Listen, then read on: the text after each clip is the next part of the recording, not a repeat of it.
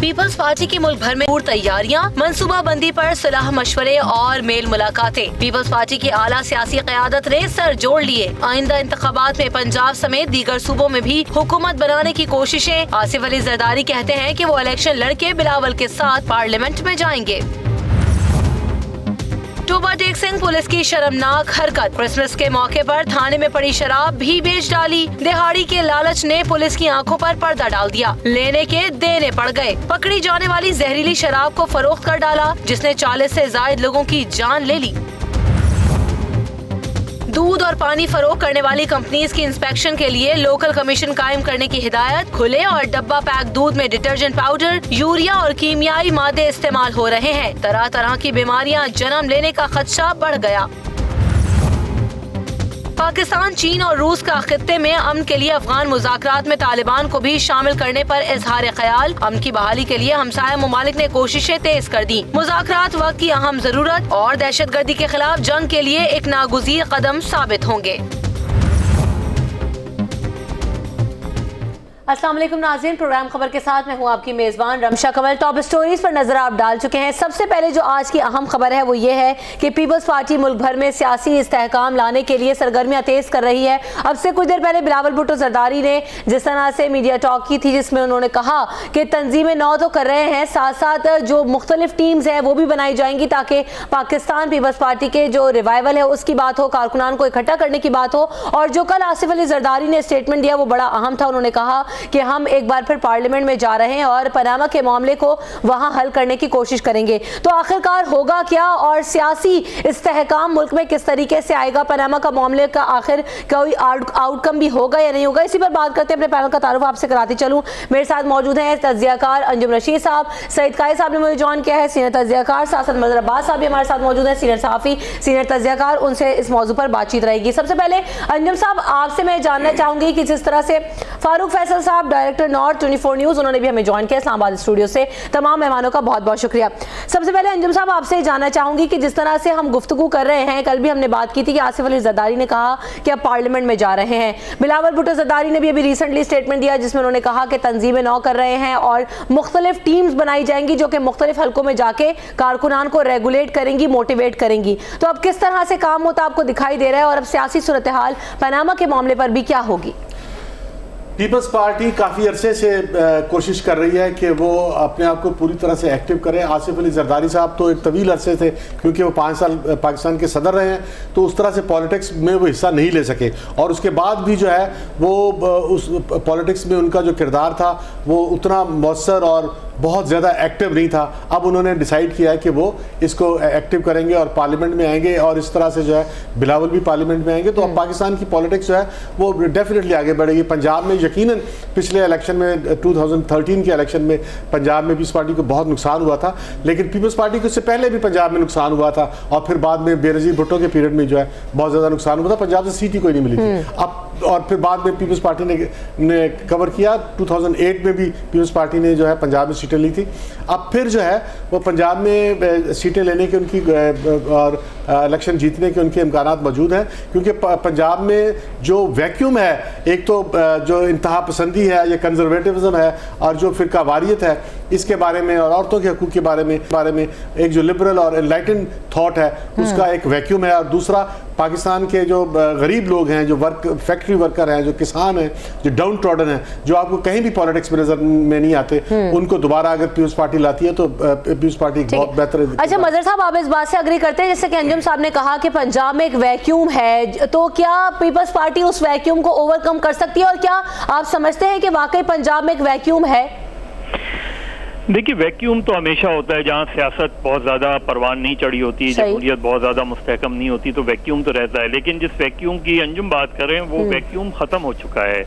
देखिए, मजदूरों का जो मसला है, मजदूरों की तो कमर वैसे ही आपने तोड़ दी है। मजदूर ट्रेड यूनियंस वैसे ही ख़त्म हो गई हैं, स्टूडेंट यूनियंस ख़त्म होके रह गई हैं। ये दोनों चीज़ें हैं जिसको ना मुस्लिम लीग रिवाइव करना चाहती है और ना पाकिस्तान पीपल्स पार्टी रिवाइव करना चाहती है। तो ये जो नर्सरीज थी ये तो ख़त्म हो गई। तीसरी नर्सरी होती है बल्दियाती इलेक्शंस हुए और उसके 1 साल बाद चेयरमैन, डिप्टी चेयरमैन, मेयर के इलेक्शन हो रहे हैं। इसका मतलब है बल्दियाती इदारों को भी डेवोल्यूशन ऑफ पावर्स पे भी ये जो गवर्नमेंट्स हैं मुस्लिम लीग की, पीपल्स पार्टी की, ये पावर को नीचे तक ले जाना ही नहीं चाहते, इसी वजह से रुकावटें खड़ी की हैं। तो जब आप नर्सरीज को नहीं अपनी काबू करेंगे, जब आप नर्सरीज नहीं बनाएंगे, जब नर्सरीज को रिवाइव नहीं करेंगे, तो आप कौन सी पॉलिटिक्स करना चाह रहे हैं? एक नए यूथ की पॉलिटिक्स करना चाह रहे हैं, वो इमरान खान के साथ है। 2008 के इलेक्शन में भी मज़हर अब्बास, इंतहा पसंदी के खिलाफ कोई ताकत है पाकिस्तान में पीपल्स पार्टी के सिवा? मेरी आप बात तो सुन लें पहले, आप आपका अपना व्यू बिल्कुल होगा, उस पर भी बात कर लेंगे। अभी जरदारी साहब ने जो सराजुल हक साहब से गुफ्तगू की है, उससे उनकी पोजीशंस का पता चलता है। लेकिन दूसरी बात यह है कि पीपल्स पार्टी क्या प्रोग्राम दे रही है? आप मुझे बताएं, 7 दिन लाहौर में कन्वेंशन हुआ, 27 दिसंबर की तकरीर उठा के देख लें, एक बता दें कि पीपल्स पार्टी ने जो है वो ऐसा प्रोग्राम दिया हो कि जो पीटीआई से मुख्तलिफ हो, जो मुस्लिम लीग नून से मुख्तलिफ हो, उनकी तंजीमें 9 की आप उसका जायजा ले लें। चलिए मज़हर साहब, अब बात यह है कि अब हम इस फेज से आगे निकलते हैं, क्योंकि अब बात जिस तरह से आसिफ अली जरदारी ने ऐलान कर दिया, पाकिस्तान पीपल्स पार्टी कह रही है, तहरीक इंसाफ कह रही है साहब, अब आगे क्या होगा हमें ये देखना है कि पार्लियामेंट में जाएंगे तो क्या पनामा का मामला पार्लियामेंट में हल हो सकता है? इससे पहले भी TORs बनने की बातें हुई, सियासी जमातों के अलायंसेस बनने की बातें हुई, तो 8 माह बाद, 8.5 माह बाद कहानी वहीं आ गई है। तो सोल्यूशन क्या है आखिरकार इसका? क्या होगा पार्लियामेंट में पनामा का मामला हल?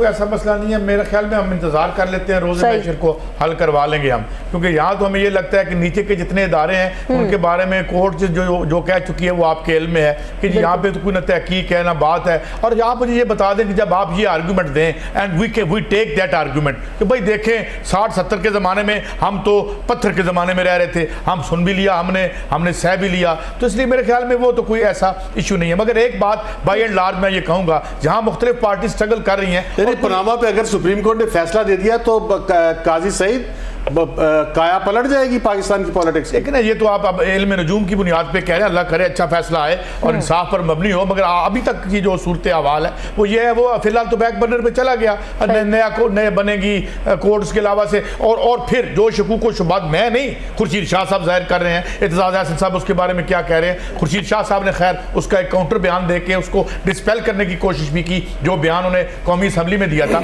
मगर बात बाई एंड लार्ज ठीक कहते हैं कि एक रुका हुआ ऐद है। यूं लगता है कि जैसे सियासत ने या सियासतदानों ने अवाम को अबंडन किया है, तो अवाम ने भी सियासत को अबंडन कर रखा है, मगर ये ता देर नहीं रहेगा। मैं अंजुम साहब से ये बात इत्तफाक करता हूं कि लोग, जिंदगी इसका कोई मुतबादल नहीं होता। अगर पार्टियां आपको अबंडन कर जाती हैं तो तहरीकें फूटती हैं, खुदरो तहरीकें भी फूटती हैं। कब तक इसे मैनेजमेंट की सियासत के हवाले से चलाया जाता है, ये देखने की बात है। तो फारूक फैसल साहब, आपने भी जरदारी साहब का स्टेटमेंट भी सुना होगा, ग्रैंड अलायंसेस की अब बातें की जा रही हैं, मुलाकातों का सिलसिला भी शुरू हो चुका है, तो आप क्या समझते हैं कि असेंबलीज में जाकर, पार्लियामेंट में जाकर ये मामला इस तरीके से हल हो रहा है? आपका क्या व्यू है इस पे? देखें जी, एक बात तो तय है कि जो साबिक सदर आसिफ अली जरदारी ने जो ऐलान किया कि वो पार्लियामेंट में आ रहे हैं, तो इसका मकसद तो मतलब ये है सीधा साधा कि मियां मोहम्मद नवाज शरीफ की हुकूमत जो है वो 5 साल पूरे करेगी और ये पार्लियामेंट जो है ये 5 साल पूरे करेगी। जब ये बात तय हो गई कि 2018 जो इलेक्शन का साल है, तो फिर 2017 जो है वो इलेक्शन की तैयारी का साल है, और सदर आसिफ अली जरदारी ने इसीलिए ये फैसला किया है कि वो पॉलिटिक्स में जो उनकी बंदिश थी 2 साल की, वो भी पूरी, जो दीगर हालात थे वो भी उनके फेवरेबल हो गए, जो उनके अगेंस्ट हालात थे वो अब नहीं रहे, तो लिहाजा उन्होंने पाकिस्तान में आके दोबारा पॉलिटिक्स में अपनी पार्टी को रिवाइवल की बात की है। और वो पार्लियामेंट में जब आएंगे तो आने वाले साल में होना क्या है? देखिए, पार्लियामेंट में जो सबसे बड़ा मसला है जो इंतखाबात के हवाले से, वो है इंतखाबी इस्लाहात का बिल और उसकी कमेटी, जिससे इमरान खान जो है वो हमेशा सड़कों पर हल करने की बात करते हैं, जबकि पीपल्स पार्टी और मुस्लिम लीग और दीगर जमातें ये कहती थी कि 2018 के इलेक्शन के लिए इंतखाबी इस्लाहात, जो इंतखाबी अमल में जो खामियां हैं वो मिल बैठ के वो दूर कर ली जाए। लेकिन बदकिस्मती से तहरीक इंसाफ उससे भाग रही है।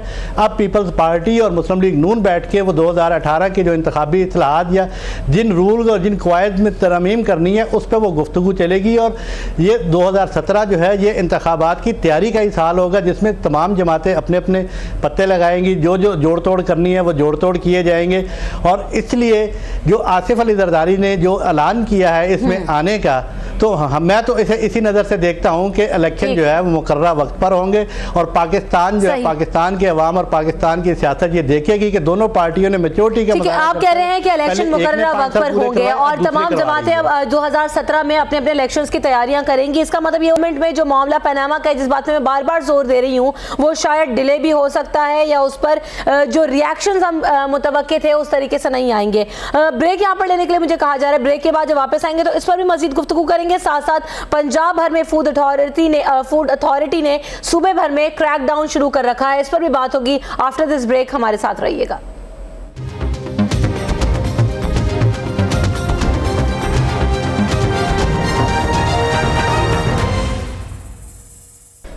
پروگرام خبر کے ساتھ میں آپ کو ایک بار پھر کہیں گے خوش آمدید. ایک آئی بات کر رہے تھے, اس سے پہلے ہم اپنی اگلی سٹوری کی جانب بڑھتے ہیں, جہاں پر ہم دیکھ رہے ہیں کہ پنجاب فوڈ اتھارٹی نے صوبے بھر میں کریک ڈاؤن شروع کر رکھا ہے, اور اس کے کریک ڈاؤن کے نتیجے میں دودھ کی کمپنیز کے پروڈکشن یونٹس جہاں پر چھاپے مارے جا رہے ہیں, کارروائیاں شروع کر دی گئی ہیں, اور عوام کو ناقص پانی جو سپلائی کیا جا رہا ہے اس کے خلاف بھی کریک ڈاؤن کیا جا رہا ہے. جو دودھ سپلائی ہو رہا ہے اس میں ڈٹرجنٹ ملایا جا رہا ہے, یوریا ہے, اور دیگر جو کیمیائی مادے ہیں انہیں استعمال کیا جا رہا ہے. اسی پر ہمیں جوائن بھی کیا ہے ہمارے مہمان محسن بھٹی صاحب نے, جو کہ کنزیومر ایکٹیوسٹ ہیں, ان سے بھی اس بارے میں بات چیت رہے گی. انجم صاحب, سب سے پہلے تو یہ کہ مضر صحت دودھ فروخت کیسے ہو رہا ہے دکانوں پر, اور ابھی کریک ڈاؤن جو شروع کر دیا گیا ہے کس طرح سے کریک ڈاؤن ہوگا پنجاب بھر میں؟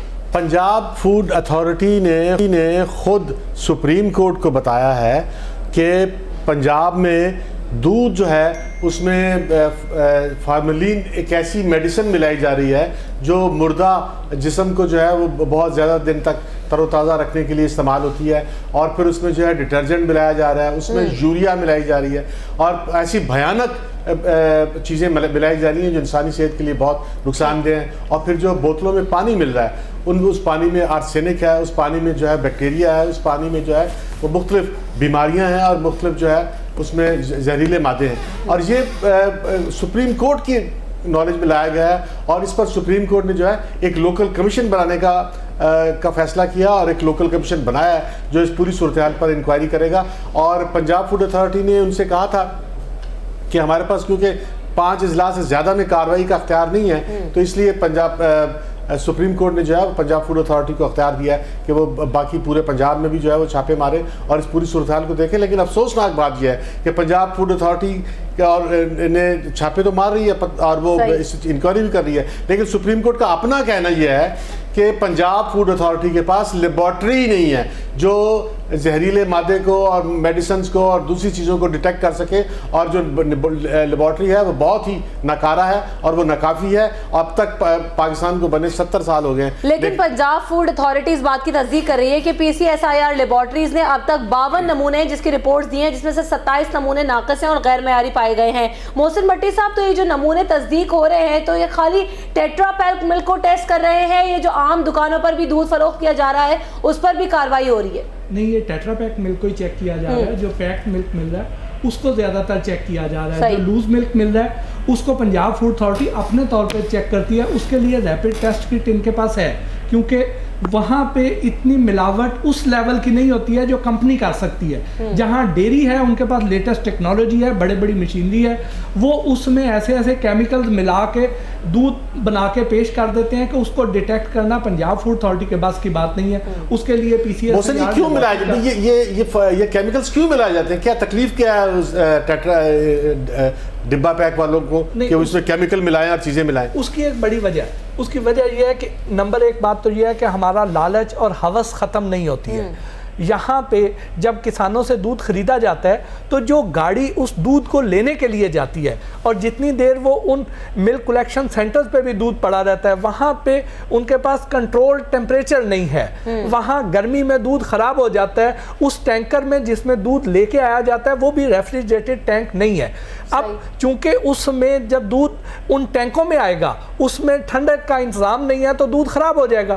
اس کو پھٹنے سے بچانے کے لیے اس میں فارمولین ڈال دی جاتی ہے جو کہ لاشوں کو حنوط کرنے کے کام آتی ہے.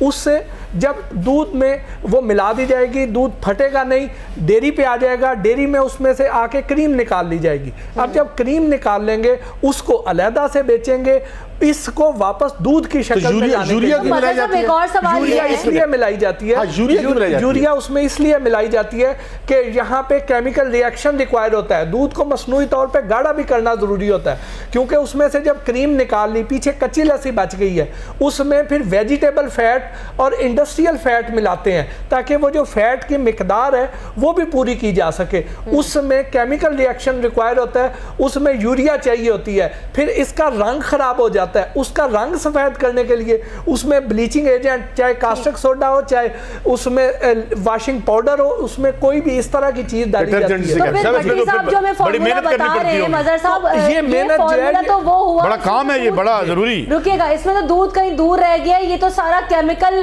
کچھ ہم لیکوڈ پی رہے ہیں، اسے دودھ کا نام تو نہیں دیں گے. کیا جو کنزیومر ہے وہ پرائز پے نہیں کر رہا جو انٹرنیشنل مارکیٹ میں دودھ کے پرائز ہیں؟ تو پھر ہمیں اس طرح سے دودھ کیوں نہیں مل رہا مظہر صاحب؟ دیکھیے مظہر صاحب سے میرا سوال، دیکھیں یہ جو ساری جو چیزیں ہوتی ہیں، یہ جب تک آپ کے فوڈ انسپیکٹر اور لیبر انسپیکٹرز کی کنائمنس شامل نہیں ہوتی، یہ کبھی بھی پاسبل نہیں ہے کہ کوئی بھی انلیگل ایکٹیویٹیز ہو سکیں. یہ سارا ہوتا ہی اسی وجہ سے. اب آپ فوڈ ڈپارٹمنٹ کو دوبارہ انسٹرکشن دے دیں، فوڈ ڈپارٹمنٹ تو خود انوالوڈ ہوتے ہیں، اس کے بغیر تو یہ ممکن نہیں ہوتا. یہ ساری چیزیں، یہ چیزیں ان کی انسپیکشنز کتنی مرتبہ ہوئی ذرا معلوم کریں. یہ انسپیکٹرز انسپیکٹ کرنے جاتے ہی نہیں ہیں، اس سے پہلے ہی معاملات طے کر لیے جاتے ہیں. تو یہ آپ انسانی زندگیوں سے کھیلتے ہیں. ہونا تو یہ چاہیے، ہم بالکل بڑی اچھی بات ہے کہ دہشت گردوں کو ملٹری کورٹ سے سزائیں ہو رہی ہیں، سزائے موت. ان لوگوں کے لیے یہ آپ ان کی میکسیمم پنشمنٹ کتنی ہے آپ ذرا دیکھ لیں. اس کی میکسیمم پنشمنٹ اتنی ہے، آپ فائن لگا دیتے ہیں، مشکل سے 3 مہینے 6 مہینے کی جیل ہو جائے گی اور سے زیادہ. اور کیا ہوتا ہے؟ نہیں جو ابھی جو آج جو خبر چھپی ہے جس میں سپریم کورٹ نے اس پورے ایشو کا ٹیک اپ کیا، اس میں 5 لاکھ جرمانہ دیے. کیوں محسن صاحب، ان کو جو ہے کوئی 10 15 20 سال سزا نہیں ہوتی کہ انسان جو ہے زندہ انسانوں کو یا پاہج بنا دیتے ہیں، مار دیتے ہیں؟ انجم صاحب، کسی ایک شخص کو بھی 15-20 سال تو کیا 1 مہینے کی بھی سزا نہیں کبھی ہوئی. وجہ یہ ہے کہ ہمارا قانون کمزور ہے. یہاں پہ اگر کسی کو 10 لاکھ جرمانہ بھی کر دیں، 5 لاکھ بھی جرمانہ کر دیں. بٹی صاحب، یہ سزا کی نیب تو نہیں دے رہی، کیونکہ نیب کے کیسز میں بھی جیل نہیں ہوتی. بس یہاں پہ کچھ ایسا ہی ہے، حالانکہ یہ لوگ ان دہشت گردوں سے بڑے مجرم ہیں. اس میں اچھا ایک بات اور ہے بٹی صاحب جو میں آپ سے پوچھنا چاہتا ہوں، یہ کہا جاتا ہے کہ وطن عزیز میں خالص دودھ ایک حتمی تجزیے کے طور پہ یا کٹا پی سکتا ہے یا بشرا پی سکتا ہے. تو آپ سمجھتے ہیں یہی عالم ہے ہمارے یہاں؟ نہیں، اچھے لوگ بھی ہیں، اچھا کام بھی ہو رہا ہے، اور لیکن بہت بڑی تعداد ہے جو اس شعبے میں انوالو ہے. لیکن ایک اور بات بٹی صاحب، اگر جن لوگوں کے ہاتھ میں زمام کار ہے ان کی گراسری دبئی سے آئے گی اور دبئی سے آتی ہے، جن لوگوں نے باہر علاج کرانا ہے اسپتالوں کا حال دیکھ لیں، جن کی باہر سے گراسری آتی ہے ہمارے دودھ کا حال دیکھ لیں. تو ان کی تو کوئی ریلیونسی نہیں ہے. اور پھر یہ 2 نمبر دودھ جو محنت سے بنا کے جو مال کمایا جاتا ہے، اسی سے تو گراسری دبئی سے آتی ہے. تو they are the beneficiaries. What do you think? Pakistan میں رہ رہے ہیں جو پرائزز پے کریں فاروق فیصل صاحب، ان کو تو ان کا حق بھی نہیں مل رہا، پیسے بھی آپ پورے لے رہے ہیں لیکن اس کے باوجود چیز بھی صاف نہیں دے رہے. ابھی جیسے کہ مظہر صاحب نے بھی کہا کہ فوڈ انسپیکٹرز تک تو ان کی انویسٹیگیشن میں انوالو ہوتے ہیں، پیسے چلتے ہیں، کرپشن ہو رہی ہے اندر بھی. تو یہ مطلب کھانے پینے کی چیزیں تک بھی ہمیں صاف مہیا نہیں ہے فاروق فیصل صاحب. جی بالکل، جیسے مظہر صاحب نے کہا ہے کہ اتھارٹیز کے انسپیکٹر انوالو ہوتے ہیں، بلکہ پوری اتھارٹیز انوالو ہوتی ہیں. میں تو یہ کہوں گا کہ یہ سارا نظام سسٹم جو ہے جو اتھارٹیز کا، یہ ناکام ہو چکا ہے. یہ ناکام ہوا ہے تو اتنی بدترین صورتحال جو ہے وہ ہم لوگوں کے سامنے آ رہی ہے. لیکن اس کا ایک دوسرا پہلو بھی ہے. جب ہم بالخصوص دودھ کی ہی بات کریں گے تو یہ بھی دیکھ لیا جائے کہ یہ دودھ کا بزنس جو ہے یہ کون لوگ کر رہے ہیں. اور بدقسمتی سے یہ ہے کہ آپ یہ دیکھیں کہ 2000 سے آگے آنورڈ پنجاب میں جو بھی حکمران آئے ہیں وہ پہلے اس بزنس میں نہیں تھے. جو حکمران آیا 2000 کے بعد پنجاب میں وہ تمام اس بزنس میں انوالو ہے. اور جو لوگ حکمران رہے ہیں یا حکمران ہیں ان کا ڈیلی لاکھوں لیٹر دودھ جو ہے یہ بڑی کمپنیاں خرید رہی ہیں. جب اتھارٹیز کو پتہ ہے کہ مین کلائنٹ جو ہے بڑی کمپنی کا یا ان کو جو ان پٹ دے رہے، جب ان کو نہیں دیکھا جا رہا جو روز کی لاکھوں لیٹر دودھ جو ہے ملٹی نیشنلز کو دے رہے ہیں، تو چھوٹوں کو کیا دیا جائے گا.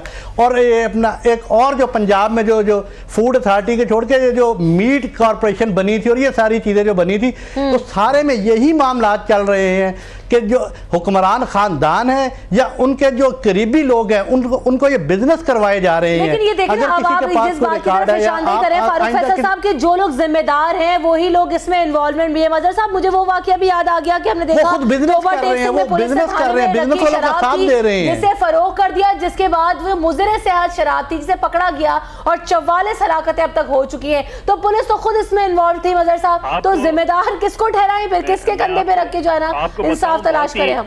بہت ہی ہائی پروفائل کیس ہے جو آپ سب کو پتا ہے, بلدیہ فیکٹری کا, جس میں 250 کے قریب لوگ مارے گئے. اس میں جب انٹرنیشنل لیبر آرگنائزیشن نے آ کے سروے کیا تو انہوں نے کہا جی باقی جو ٹیررزم ہوا ہوگا, دہشت گردی ہوگی, وہ تو الگ بات ہے, لیکن یہ بیسمنٹ میں جو ایگزٹ کے راستے تھے یہ کس نے لاک کیے تھے. اور یہ آپ اگر اس وقت چلے جائیں, آپ تمام فیکٹریز کا جائزہ لے لیں, آپ بہت سے آفیسز کا جائزہ لے لیں انکلوڈنگ میڈیا ہاؤسز, آپ ان کے بیسمنٹ کا جائزہ لے لیں, ایگزٹ بند کر دیے جاتے ہیں. جو چیز اور یہ وہ چیزیں ہیں جو لیبر انسپیکٹرز دیکھتے ہیں, یہ وہ چیزیں ہیں جو ان کو جن کا نام انسپیکٹرز ہم لگاتے ہیں, سب سے زیادہ وہ جائزہ ہی نہیں لیتے, وہ نہ کوئی رپورٹ فائل کرتے ہیں. یہ سارے آپ کے ڈپارٹمنٹ نہ صرف جو ہے وہ کرپشن میں انوالوڈ ہیں بلکہ یہ کرمنل ہے. ایک بھی آدمی, آپ ابھی جو شراب والی کچی شراب والی بات ہوئی, یہ دودھ والی فیکٹری, یہ اتنے سیریس کرائمز ہیں کہ ان کو مرڈر سے تشبیہ دینی چاہیے. تو یہ کول بلڈڈ مرڈرز ہیں. اب یہ جو شراب والا معاملہ ہے, کچی شراب کا معاملہ کا ایسا, اس میں تو پولیس خود انوالو ہے, انہوں نے بیچی نا شراب, وہاں پر پڑی تھی 2 ماہ سے. اب 44 ہلاکتیں ہو گئی, یا تو آپ پکڑ رہے تھے تو پھر اس کے بعد آپ نے بیچی کیوں؟ تھوڑے سے پیسوں کے لیے آپ نے اتنی جانوں سے کھیلا. دیکھیں یہ تو بات آپ نے کہہ دی, لیکن جو بات ابھی کی نا فاروق فیصل خان صاحب نے, ذرا وہ قابل غور ہے. جن لوگوں نے ریگولیٹ کرنا تھا وہ ڈائریکٹ بینیفیشری ہیں اس ساری واردات اور کھیل میں. جہاں پہ آج کیا کرائسس کیا ہے اس نظام کا کہ جن لوگوں نے چیک کرنا ہے وہ ایک طرف تھوکی اور دکاندار ہیں, ساتھ وہ آپ کے حکمران ہیں. کون پکڑے بھائی, کس کی جرت ہے؟ کسٹم انسپیکٹر کو یار ہم کیوں کہتے ہیں, کسٹم انسپیکٹر کی مجال ہے, جرت ہے کہ ان کی طرف آنکھ اٹھا کے دیکھ سکے کہ یا چلے کسٹم انسپیکٹر کو چھوڑیں یا کسی فوڈ انسپیکٹر کو چھوڑیں, کسی بیوروکریٹ کی کوئی اوقات ہے؟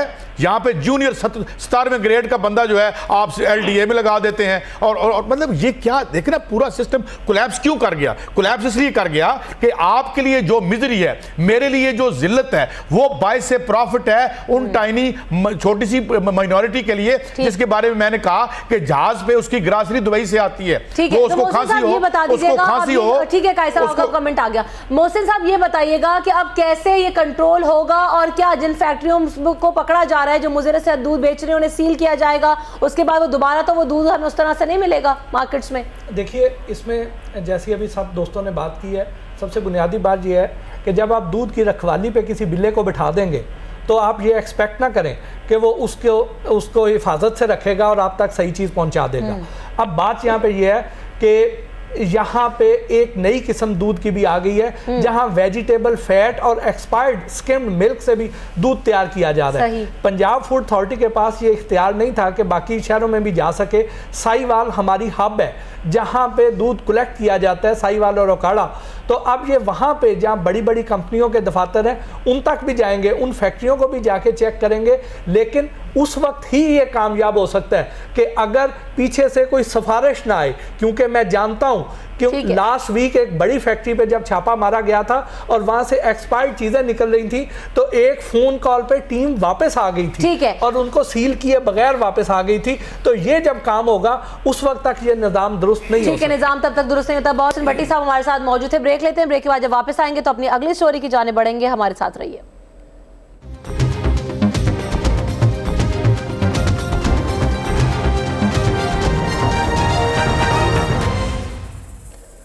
خبر کے ساتھ میں آپ کو ایک بار پھر کہیں گے خوش آمدید. اگلی سٹوری جو ہمارے پاس ہے وہ پاکستان, چین اور روس کے خطے میں امن کے قیام کے لیے افغان مذاکرات میں طالبان کو بھی شامل کرنے کا فیصلہ کیا جا رہا ہے. ظاہر خیال اس پر ہو رہا ہے. تو انجم صاحب, سب سے پہلے تو میں یہ جاننا چاہوں گی آپ اس ڈیولپمنٹ کو کیسے دیکھ رہے ہیں اور اس کا فائدہ ہوگا یا نہیں ہوگا, آگے کیا ہوگا پھر؟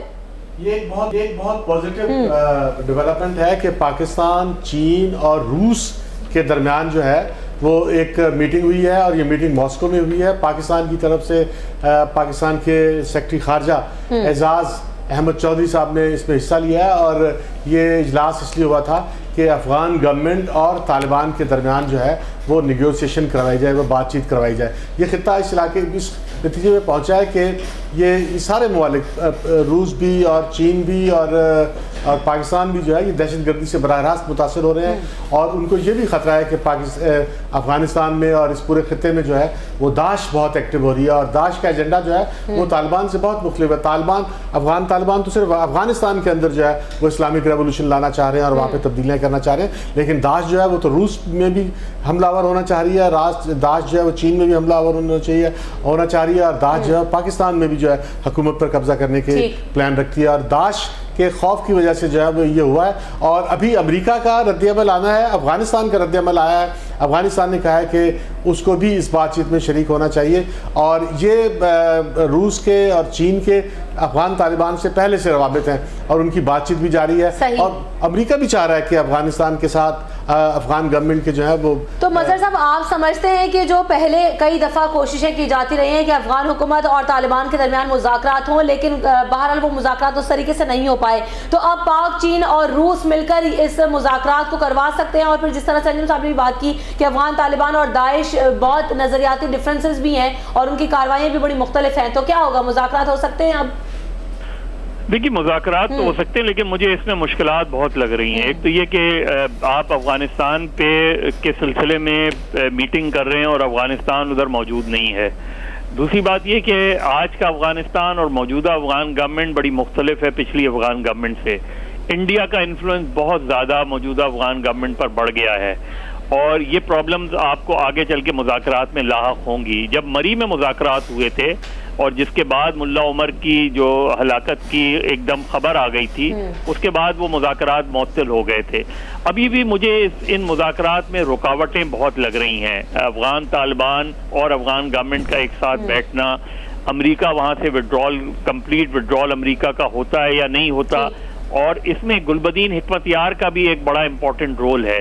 تو مجھے یہ آسان انیشیٹو لگ نہیں رہا، اچھا انیشیٹو ہے، لیکن اس میں جب افغان طالبان اور افغان گورنمنٹ آمنے سامنے بیٹھیں گی تب تو کوئی بات سامنے آئے گی، ورنہ بالکل یہی ہے کہ آپ تیسرے ملک کے بارے میں جو ہے وہ باقی تین ملک بیٹھ صاحب آپ کیا کہیں گے اس پر؟ مجھے ڈیفیکلٹی لگتی ہے۔ ٹھیک ہے، آپ کو مختلف لگتا ہے، قائد صاحب آپ کو کیا لگتا ہے، آپ اگری کرتے ہیں مظہر صاحب کی بات سے؟ دیکھیں بات یہ ہے کہ کیوں اس کا سلوشن نہیں ہے اس وقت پوری دنیا میں، جہاں جہاں انہوں نے ان کا اندر جانا غلط تھا، انہوں نے افغان انقلاب کو کچلنے کے لیے جو آغاز کیا تھا وہ اب آپ دیکھ لیں سیریا تک بات جا پہنچی ہے۔ اب یہ ہم کہتے ہیں ISIS قبضہ کر لیں، ISI کوئی سپر پاور ہے کہاں پہ ہے بھائی؟ وہ پاکستان پہ بھی قبضہ کر لینا چاہتی ہے بھائی، آپ ان کو فنڈنگ کرتے ہیں، آپ کی ایجنسیاں ان کو پیسے دیتی ہیں۔ ایک کیس تھا اگلے دن گارڈین میں چھپا کہ جب ان کے اپنے انٹیلیجنس افسر نے ایسی بیان دیا کہ انتہائی امبیرسمنٹ ہوئی، ان کو آپ فنڈ کر رہے ہیں، جب تک آپ ان کو فنڈ کرتے رہیں گے یہ ایک نورا دہشت گردی چل رہی ہے دنیا میں، یہ ایک انٹرنیشنل اسٹیبلشمنٹ جو ہے اس کی ایک انڈکلیئرڈ پالیسی ہے، اس کو یہ استعمال کرتے ہیں۔ اور آپ دیکھ لیں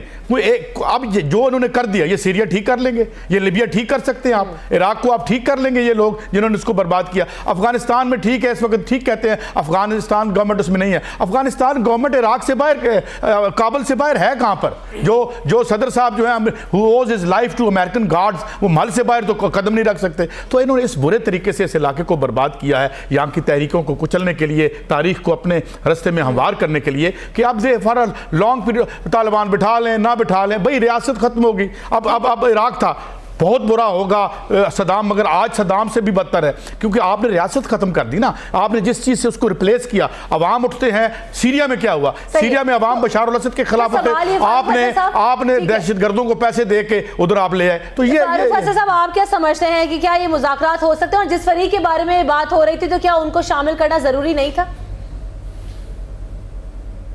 جی بالکل، مذاکرات میں بہت مشکلات آئیں گی، کوئی ایک دن کا معاملہ نہیں ہے۔ ہم 1979 سے دیکھ رہے ہیں اور افغانستان کے معاملات کو حل کرنے کے لیے ایک نہیں سینکڑوں اجلاس ہوئے ہیں۔ ہم نے ایران میں بھی اجلاس دیکھے ہیں ان افغان قیادت کے، ہم نے مکہ معظمہ میں بھی دیکھے ہیں، وہاں پر بھی جا کر معاہدے ہوئے، لیکن بدقسمتی یہ ہے کہ وہاں پہ جو وار لارڈز جو پیدا ہو چکے ہیں، اور افغانستان میں پوری دنیا کے بڑے ادارے جو اور بڑی طاقتیں جو ان کے انٹرسٹ انوالو ہیں، کبھی معاملہ سیٹل ہونے بیٹھتا ہے تو کبھی روبل بیچ میں آ جاتا ہے، کبھی ڈالر بیچ میں آ جاتا ہے، کئی معاملات بیچ میں آ جاتے ہیں اور وہ مذاکرات ساتھ رہ جاتے ہیں. بہت شکریہ. فاروق فیصل صاحب ہمارے ساتھ موجود تھے, سعید قائد صاحب موجود تھے, انجم رشید صاحب نے میں جوائن کیا, مظہر عباس صاحب آپ نے میں وقت دیا. مہمانوں کا بہت شکریہ. پروگرام کا وقت ختم ہو چکا ہے. کل آپ سے دوبارہ ملاقات ہوگی. ہمیں دیجیے اجازت, اپنا خیال رکھیے گا. اللہ حافظ.